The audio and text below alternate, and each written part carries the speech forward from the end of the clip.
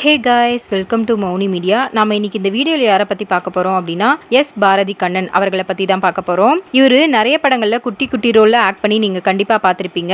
ஆனால் இவர் ஒரு டேரக்டர் அப்படிங்கிறது உங்கள் நிறைய பேருக்கு தெரிஞ்சிருக்காது. ஸோ இன்னைக்கு இந்த வீடியோவில் இவர் என்னென்ன படங்களை டைரக்ட் பண்ணியிருக்காரு அப்படிங்கிறத பற்றி தான் பார்க்க போகிறோம். ஸ்டார்டிங்கில் இவரோட சினிமா கெரியர் எப்படி இருந்தது அப்படின்னு பார்த்தீங்கன்னா 1981 நெல்லை சுந்தர்ராஜன் அவர்கள்கிட்ட இவர் அசிஸ்டன்ட் டைரக்டராக ஒர்க் பண்ணிட்டு இருந்திருக்காரு. அதாவது 1981 1996 வரைக்கும் கிட்டத்தட்ட 15 வருஷங்கள் இவர் படங்கள்ல குட்டி குட்டி ரோல்ல மட்டும்தான் நடிச்சிட்டு இருந்திருக்காரு. ஸோ இது மாதிரி இருந்த இவருக்கு 1996 தான் ஒரு மூவியை டைரக்ட் பண்றதுக்கான சான்ஸ் கிடைச்சிருக்கு.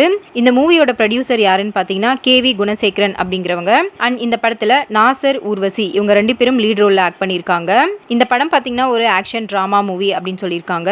இந்த படம் மிக்ஸ்டான ரிவ்யூ தான் வாங்கியிருக்கு. அதாவது டைரக்டரோட ஃபர்ஸ்ட் படம், இதை கண்டிப்பா நம்ம பாராட்டியே ஆகணும் அப்படின்னு சொல்லிட்டு பாசிட்டிவ் ரிவ்யூவா கொடுத்திருக்காங்க. ஆனா இது ஒரு ஆக்ஷன் மூவி அப்படிங்கிறதுனால காமெடி ரோல கொஞ்சம் குறைச்சிருக்கலாம் அப்படிங்கிறதையும் நெகட்டிவ் ரிவ்யூவா கொடுத்திருக்காங்க.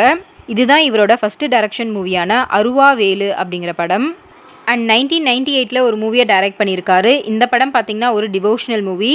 அண்ட் இந்த படத்தோட ப்ரொடியூசர் யாருன்னு பார்த்தீங்கன்னா நம்ம ஆக்டர் ஜீவாவோட அப்பாவான RB சௌத்ரி அவர்கள் தான். இந்த படத்தில் கரண், நீனா, வடிவேலு, வடிவுக்கரசி, ஃபாத்திமா பாபு, மணிவண்ணன், டெல்லி கணேஷ் இது மாதிரி நிறைய பேர் முக்கியமான ரோலில் ஆக்ட் பண்ணியிருக்காங்க.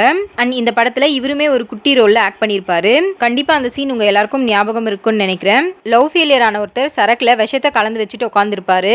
அதை நம்ம வடிவேலு வாங்கி குடிச்சிருவாரு. அந்த சீனில் இவர் நடிச்சிருப்பாரு.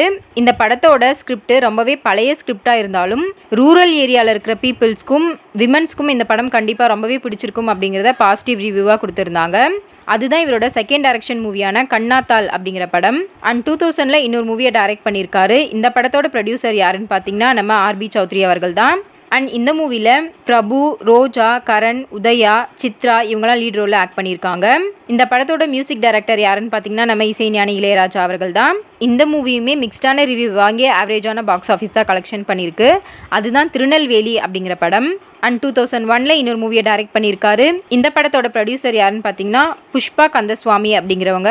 அண்ட் இந்த மூவியில் ரம்யா கிருஷ்ணன், ராம்கி, சங்கவி, பானுப்பிரியா, நிழல்கள் ரவி, வடிவேலு, வினு சக்கரவர்த்தி இது மாதிரி நிறைய பேர் ஆக்ட் பண்ணியிருக்காங்க. இந்த படமுமே பார்த்தீங்கன்னா டிவோஷனலான ஒரு மூவி தான். அண்ட் இதுவுமே விமன்ஸ்க்கு ரொம்பவே பிடிச்சிருக்கும் அப்படிங்கிற மாதிரி ரிவ்யூ கொடுத்துருக்காங்க. இது ஆவரேஜான பாக்ஸ் ஆஃபீஸ் கலெக்ஷன் பண்ண ஒரு படம் தான். அதுதான் ஸ்ரீ ராஜராஜேஸ்வரி அப்படிங்கிற படம். அண்ட் 2002 இன்னொரு மூவியை டைரக்ட் பண்ணியிருக்காரு.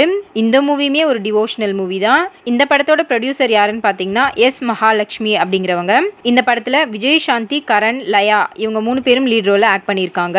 அண்ட் இந்த மூவிக்குமே பார்த்தீங்கன்னா டிவோஷனல் லவர்ஸ்க்கு கண்டிப்பாக இந்த மூவியை பிடிச்சிருக்கும் அப்படிங்கிறதையும் விஜய் சாந்தி அவர்களோட ஃபேன்ஸ்க்கு இந்த படம் கண்டிப்பாக பிடிச்சிருக்கும் அப்படிங்கிறதையும் பாசிட்டிவான ரிவ்யூவாக கொடுத்துருக்காங்க. ஆனால் ஒரே மாதிரி ஸ்கிரிப்ட் இருக்கிற மாதிரி தான் இந்த படம் இருக்கு அப்படிங்கிறத நெகட்டிவ் ரிவ்யூவாகவும் கொடுத்துருக்காங்க. அதுதான் ஸ்ரீ பன்னாரி அம்மன் அப்படிங்கிற படம். அண்ட் 2004 இன்னொரு மூவியை டைரக்ட் பண்ணியிருக்காரு. இந்த படம் பார்த்தீங்கன்னா ஒரு த்ரில்லர் மூவி. இந்த மூவியோட ப்ரொடியூசர் யாருன்னு பார்த்தீங்கன்னா மகாதேவராஜ் அப்படிங்கிறவங்க. அண்ட் இந்த படத்தில் அனுஷ், ஜெய் அரவிந்த், மாஸ்டர் மணிகண்டன், விந்தியா இவங்கெல்லாம் லீட் ரோலில் ஆக்ட் பண்ணியிருக்காங்க. இந்த படத்துக்கும் நிறைய மிக்ஸ்டான ரிவ்யூ தான் வந்திருக்கு. இந்த படம் சென்சார் போர்டுக்கு போயிட்டு வந்த அப்புறமே நிறைய சீன்ஸ் ரொம்ப வல்கராக இருக்கு அப்படின்னு சொல்லிட்டு நிறைய பேர் நெகட்டிவான ரிவ்யூ கொடுத்துருக்காங்க. அண்ட் இப்போ வரைக்கும் டிவோஷனல் மூவி மட்டுமே எடுத்துட்டு இருந்த இவர் இந்த மாதிரி ஒரு புது ஜேர்னரில் எடுத்தது அவரோட பெஸ்ட்டை கொடுத்துருக்காரு அப்படின்னு சொல்லிட்டு சில பேர் பாசிட்டிவான ரிவ்யூ கொடுத்துருக்காங்க. அதுதான் வயசு பசங்க அப்படிங்கிற படம். அண்ட் 2005 ஒரு மூவியை டைரக்ட் பண்ணியிருக்காரு. இந்த படத்தோட ப்ரொடியூசர் யாருன்னு பார்த்தீங்கன்னா லண்டன் சோபன் அப்படிங்கிறவங்க தான். அண்ட் இந்த படத்தில் ரோஜா, சித்தார்த், விலாசினி இவங்க 3 பேரும் லீட் ரோலில் ஆக்ட் பண்ணியிருக்காங்க. இதுவும் மிக்ஸ்டான ரிவ்யூ வாங்கி ஆவரேஜான பாக்ஸ் ஆஃபீஸ் கலெக்ஷன் பண்ண படமாக தான் இருக்குது. அதுதான் கரகாட்டக்காரி அப்படிங்கிற படம். அண்ட் 2005 கனடாவில் லவ் ஸ்டோரி அப்படின்னு ஒரு மூவி ரிலீஸ் ஆகியிருக்கு. அந்த படத்தை அப்படியே தமிழில் டப் பண்ணி உயிருள்ளவரை அப்படின்னு சொல்லி ரீமேக் பண்ணி எடுத்திருக்காங்க. ஸோ இந்த உயிருள்ளவரை அப்படிங்கிற மூவி தான் இவர் லாஸ்ட்டாக டைரக்ட் பண்ண மூவி.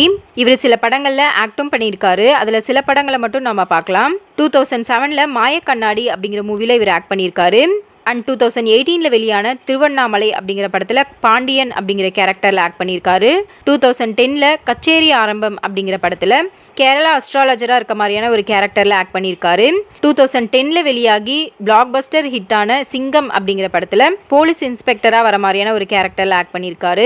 2014 வெளியாகி வேற லெவலில் ஹிட்டான கயல் அப்படிங்கிற மூவிலையும் இவர் போலீஸ் இன்ஸ்பெக்டராக வர மாதிரியான ஒரு கேரக்டரில் ஆக்ட் பண்ணியிருக்காரு.